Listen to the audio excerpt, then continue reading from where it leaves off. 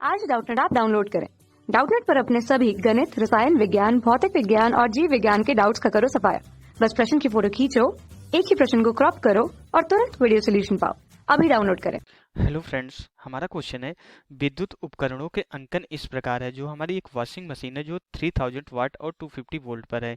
बिजली का बल्ब हमारा 200 वाट है और 250 वोल्ट है। बिजली का बल्ब हमारा दूसरा जो 100 वाट का है 250 वोल्ट है। हीटर हमारा 1000 वाट है और 250 वोल्ट है। तो किस उपकरण के लिए जो है सबसे मोटी तार चाहिए होगी? तो हमें ये बताना है इन वॉशिंग मशीन, बिजली, दोनों बिजली के बल्ब और हीटर, इसमें से किसके लिए हमारा क्या बताना है कि सबसे मोटी तार चाहिए होगी।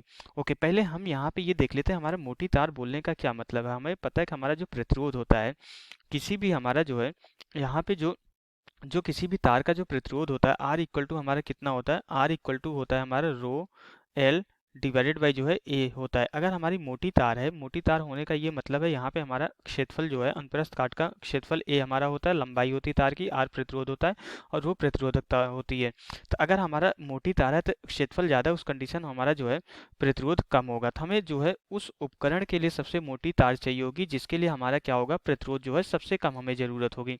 अब यहाँ पे हमारा क्या होता है कि जो बिजली का, अब इन तीनों का क्या यूज होता है, हमारे जो हीटर होते हैं यहाँ पे, ये जो तीनों होते हैं हमारे, ओके, ये हमारे इन तीनों का क्या यूज होता है।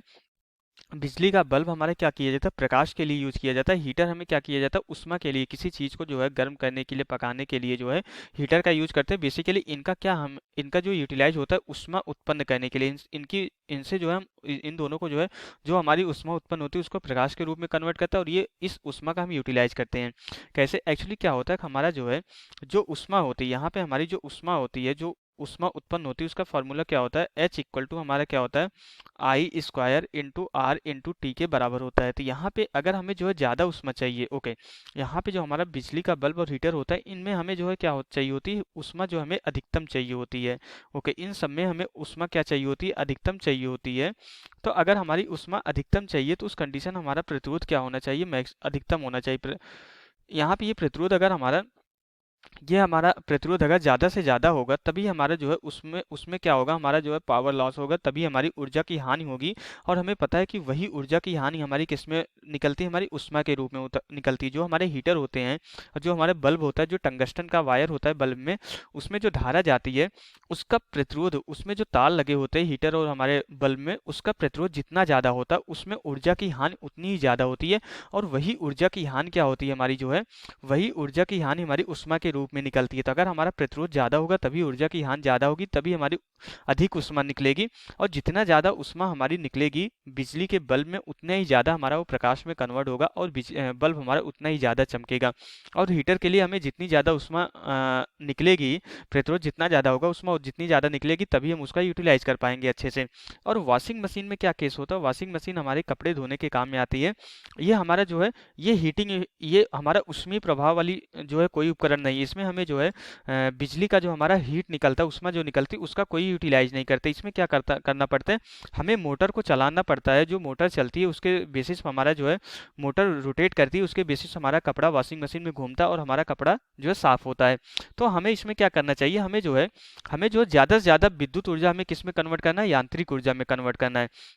तो हमारा जो वॉशिंग मशीन होता है, वॉशिंग मशीन में हमारा क्या होता है, विद्युत ऊर्जा हमारी किस में कन्वर्ट होती है, यांत्रिक ऊर्जा में, तभी हमारा मोटर घूमता है। तो इस वॉशिंग मशीन का हमारा क्या होता है कि हमारा इसमें जो है विद्युत ऊर्जा हमारी किस में कन्वर्ट होती है, जो हमारी विद्युत ऊर्जा होती है ये यांत्रिक ऊर्जा में कन्वर्ट होती है। ओके, विद्युत ऊर्जा हमारी किस में कन्वर्ट होती है, यांत्रिक ऊर्जा में कन्वर्ट होती है, तब जाके हमारा जो है कपड़ा साफ होता है। तो अगर हमारा जो है यहाँ पे विद्युत ऊर्जा का अगर हम कन्वर्जन यांत्रिक ऊर्जा में कर रहे हैं तो हम ये चाहेंगे कि ज़्यादा से ज़्यादा विद्युत ऊर्जा यांत्रिक ऊर्जा में कन्वर्ट हो और हमारा जो है ऊर्जा की जो हानि है वो कम से कम हो।